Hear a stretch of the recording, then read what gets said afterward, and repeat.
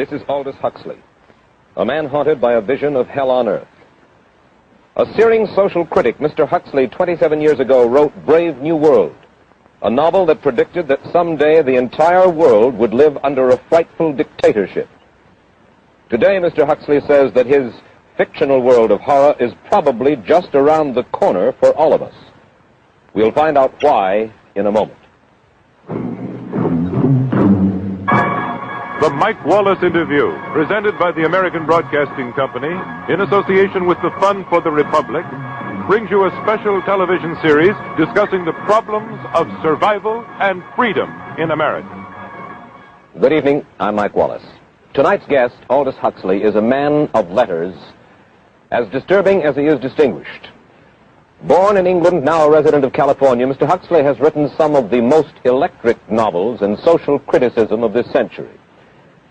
He's just finished a series of essays called Enemies of Freedom, in which he outlines and defines some of the threats to our freedom in the United States. And Mr. Huxley, right off the bat, let me ask you this. As you see it, who and what are the enemies of freedom here in the United States?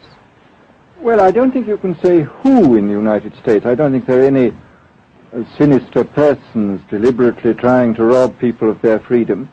But I do think, first of all, that there are a number of impersonal forces which are pushing in the direction of less and less freedom. And I also think that there are a number of technological devices which anybody who wishes to use can use to accelerate this process of going away from freedom, of imposing control. Well, what are these forces and these devices, Mr. Huxley? I should say that there are two main impersonal forces. The first of them is not exceedingly important in the United States at the present time, though very important in other countries. This is the force which in general terms can be called overpopulation, the mounting pressure of population pressing upon existing resources. This, of course, is an extraordinary thing. Something is happening which has never happened in the world's history before. I mean, let's just take a simple fact that between the time of the birth of Christ and the landing of the Mayflower, the population of the Earth doubled. It rose from 250 million to probably 500 million. Today, the population of the Earth is rising at such a rate that it will double in half a century. Well, why should overpopulation work to diminish our freedoms? Well, in a number of ways. I mean, the experts in the field, like Harrison Brown, for example, pointed out that in the underdeveloped countries, actually the standard of living is at present falling, that people have less to eat and less goods per capita than they had 50 years ago. And as the position of these countries, the economic position, becomes more and more precarious, obviously the central government has to take over more and more responsibility for keeping the ship of state on an even keel.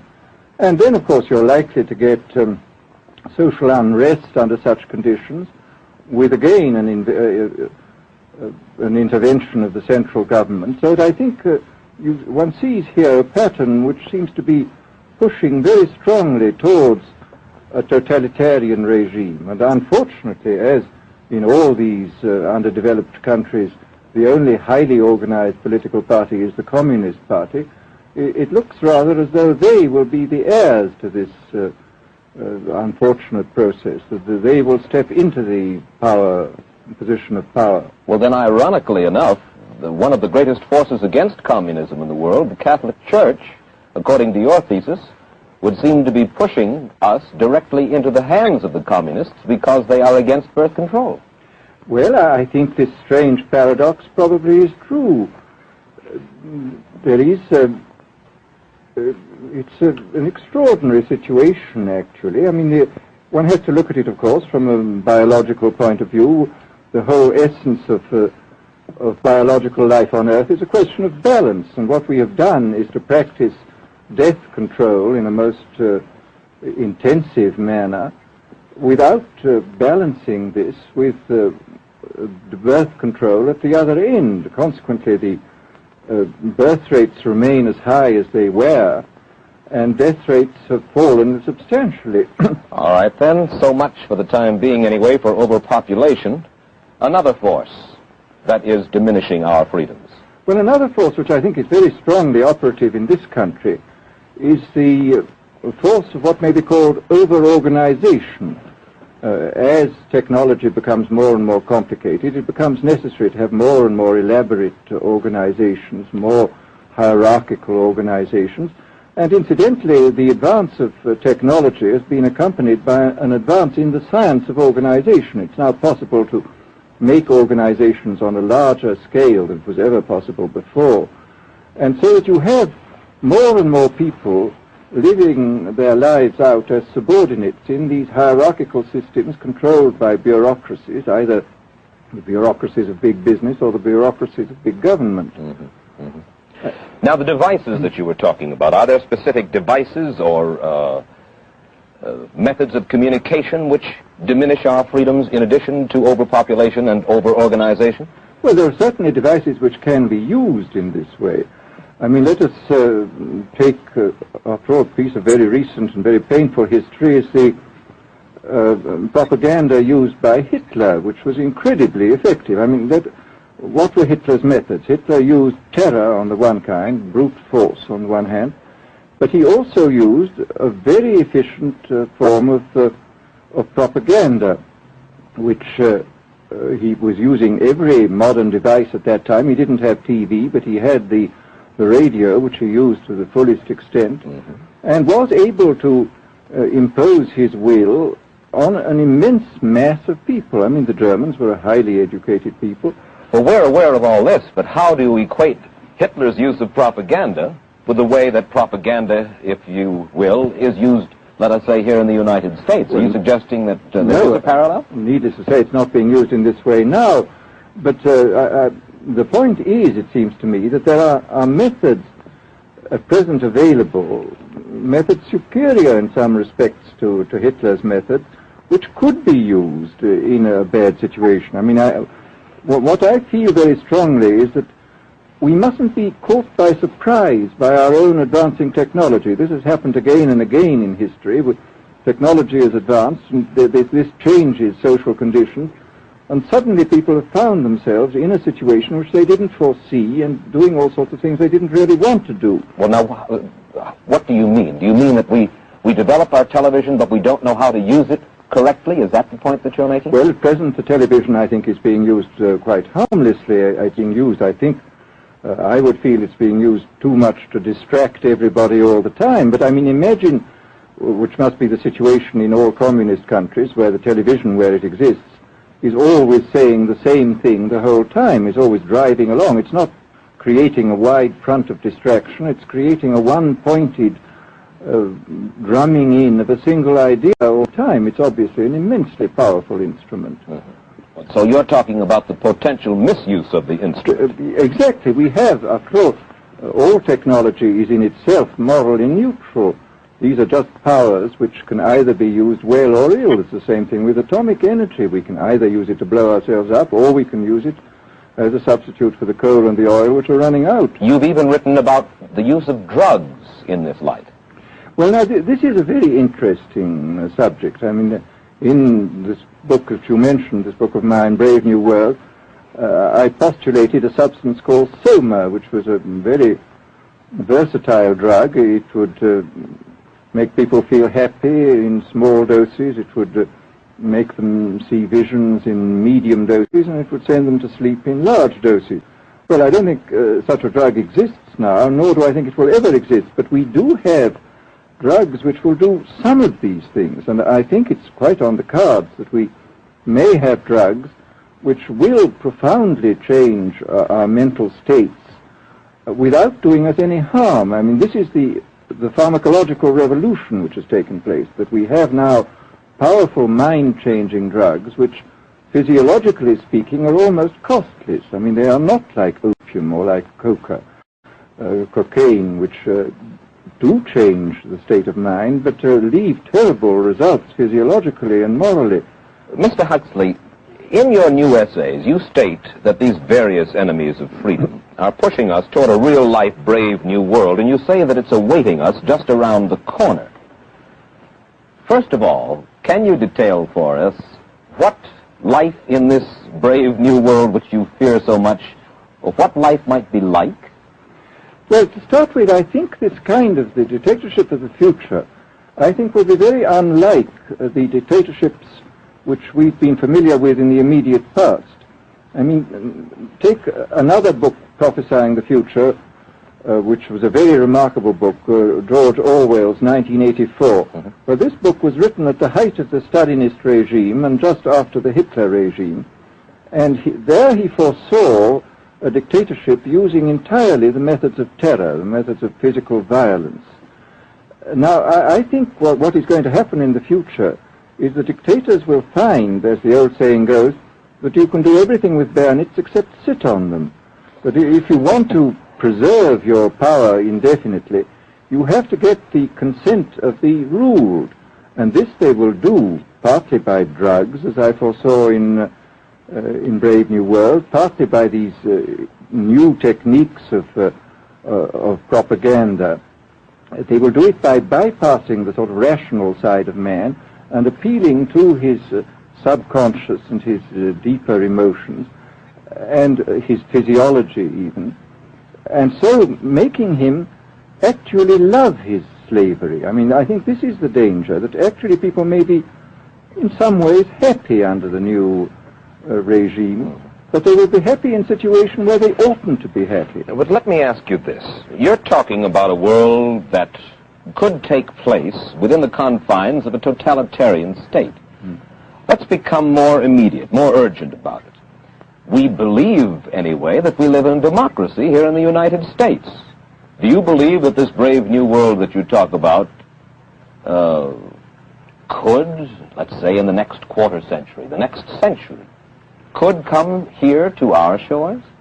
I think it could. I mean, that's why I feel it's so extremely important here and now to start thinking about these problems, not to let ourselves be taken by surprise by the new advances in technology. I mean, for example, in regard to the use of the drugs, we know there's enough evidence now for us to be able, on the basis of this evidence and using a certain amount of creative imagination, to foresee the kind of uses which could be made by people of bad will with these things, and to attempt to forestall this. And in the same way, I think with these other methods of propaganda, we can foresee and we can do a good deal to forestall. I mean, after all, the price of freedom is eternal vigilance.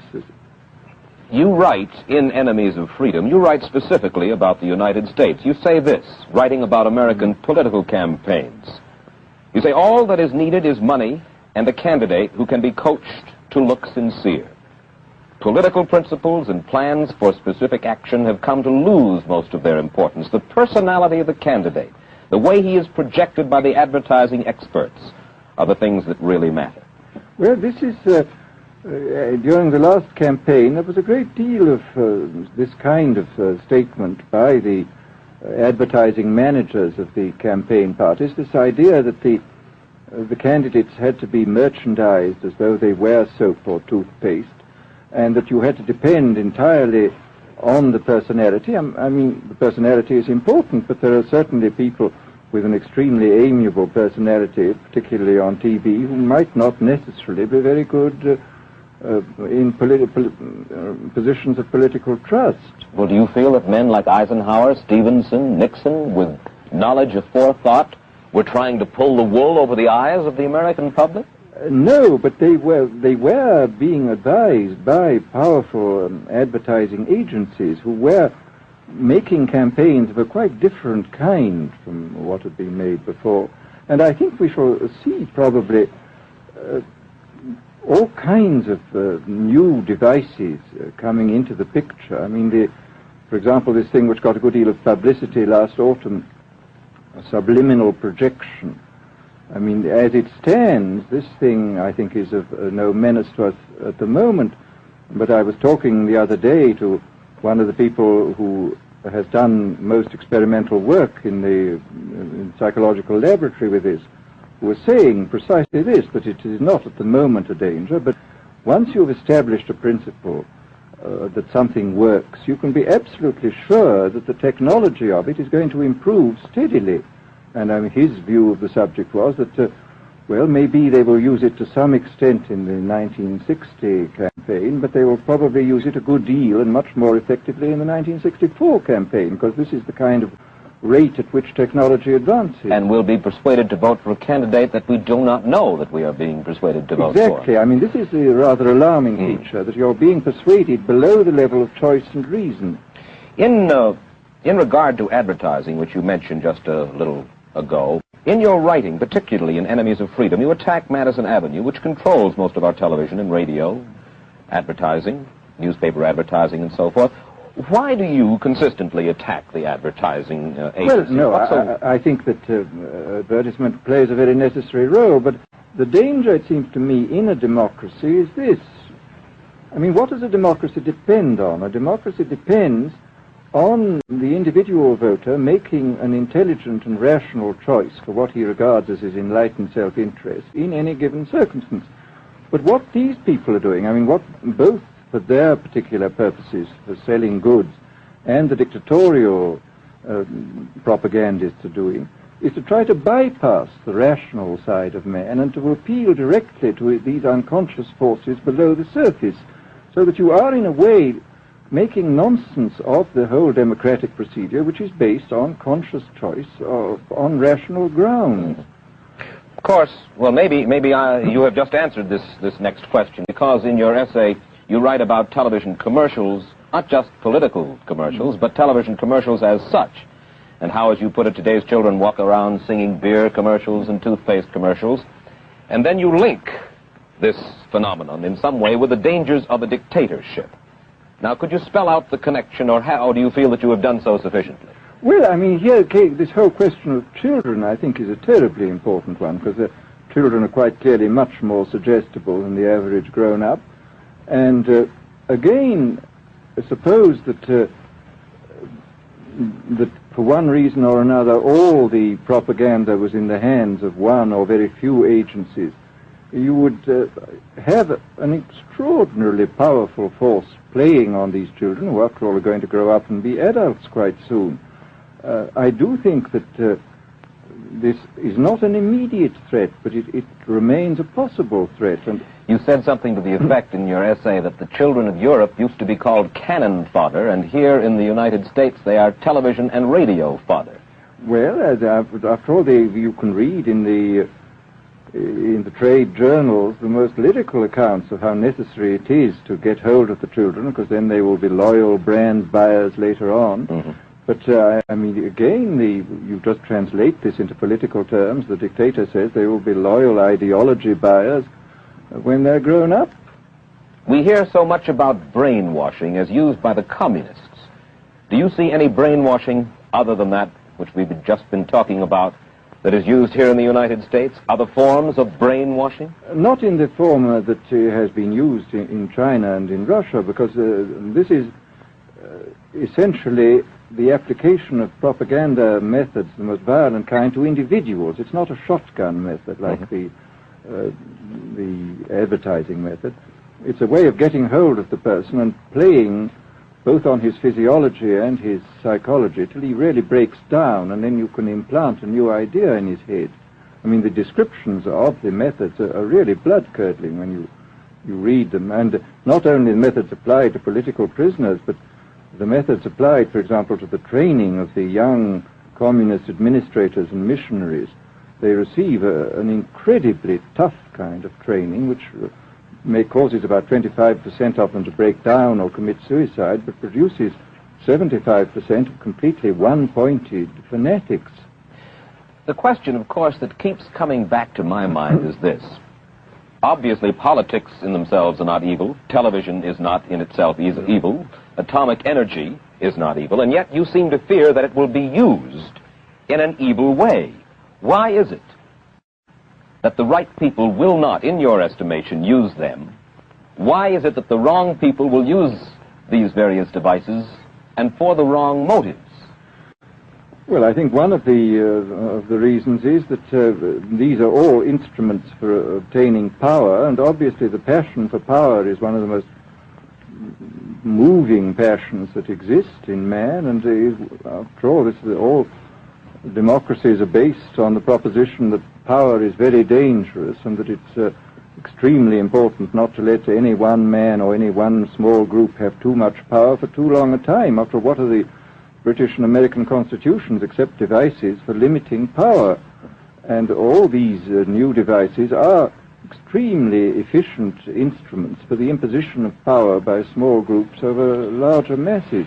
Well, you ask this question yourself in Enemies of Freedom. I'll put your own question back to you. You ask this: in an age of accelerating overpopulation, of accelerating overorganization, and ever more efficient means of mass communication, how can we preserve the integrity and reassert the value of the human individual? You put the question. Now here's your chance to answer it, Mr. Huxley. Well, this is obviously, first of all, it's a question of education. I think it's terribly important to insist on individual values. I mean, there is a tendency, as you probably read a book by White, The Organization Man, a very interesting and valuable book, I think, where he speaks about the new type of group morality, group ethic, which speaks about the group as though the group was somehow more important than the individual. But this seems, as far as I'm concerned, to be in contradiction with what we know about the genetical make-up of human beings, that every human being is unique. And it is, of course, on this genetical basis that the whole idea of the value of freedom is based. And I think it's extremely important for us to stress this in all our educational life. And I would say it's also very important to teach people to be on their guard against the sort of verbal booby traps into which they're always being led, to analyze the kind of things that are said to them. Well, I think there is this whole educational side, and I think there are many more things that one could do to strengthen people and to make them more aware of what was being done. You're a prophet of decentralization. Well, yes, if this is feasible.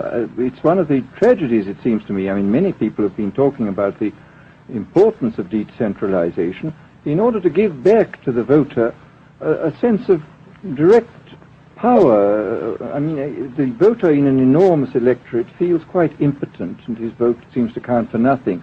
This is not true where the electorate is small and where he is dealing with a group which he can manage and understand. And if one can, as Jefferson, after all, suggested, break up the units into smaller and smaller units, and so get a real self-governing democracy. Well, that was all very well in Jefferson's day, but how can we revamp our economic system and decentralize and at the same time meet militarily and economically the tough challenge of a country like Soviet Russia? Well, I think the answer to that is that there are, it seems to me that the production, industrial production, is of two kinds. I mean, there are some kinds of industrial production which obviously need the most tremendously high centralization, like the making of automobiles, for example.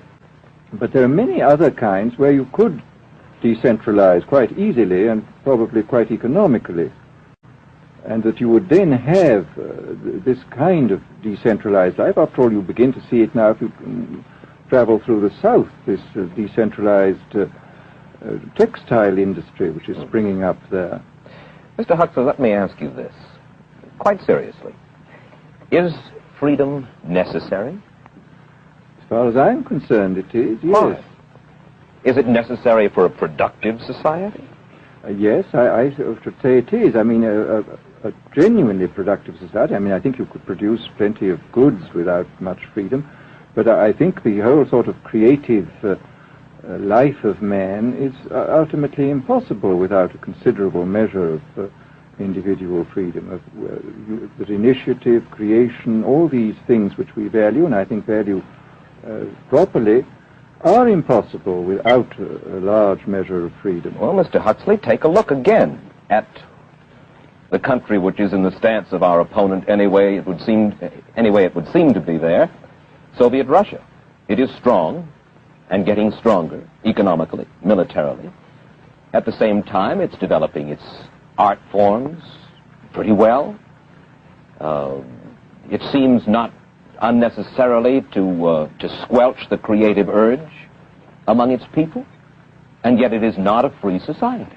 It's not a free society, but here is something very interesting, that those members of the society, like the scientists, who are doing the creative work, are given far more freedom than anybody else. I mean, it's a privileged aristocratic society in which, provided that they don't poke their noses into political affairs, these people are given a great deal of prestige, a considerable amount of freedom, and a lot of money. I mean, this is a very interesting fact about the new Soviet regime, and I think what we're going to see is a people on the whole with very little freedom, but with an oligarchy on top enjoying a considerable measure of freedom and a very high standard of living. And the people down below, the epsilons down below, enjoying very little. And you think that that kind of situation can long endure? I think it can certainly endure much longer than a situation in which everybody is kept down. Because, I mean, they can certainly get their technological and scientific results on such a basis. Well, the next time that I talk to you then, perhaps we should investigate further the possibility of the establishment of that kind of a society, where the drones work for the queen bees up above. Well, but yes, but I must say I still believe in democracy. If we can make the best of the creative activities of the people on top, plus those of the people on the bottom, so much the better. Mr. Huxley, I surely thank you for spending this half hour with us, and I wish you Godspeed, sir. Thank you. Aldous Huxley finds himself these days in a peculiar and disturbing position. A quarter of a century after prophesying an authoritarian state in which people were reduced to ciphers, he can point at Soviet Russia and say, "I told you so." The crucial question, as he sees it now, is whether the so-called free world is shortly going to give Mr. Huxley the further dubious satisfaction of saying the same thing about us. Stay tuned for a preview of next week's interview. Till then, Mike Wallace, good night.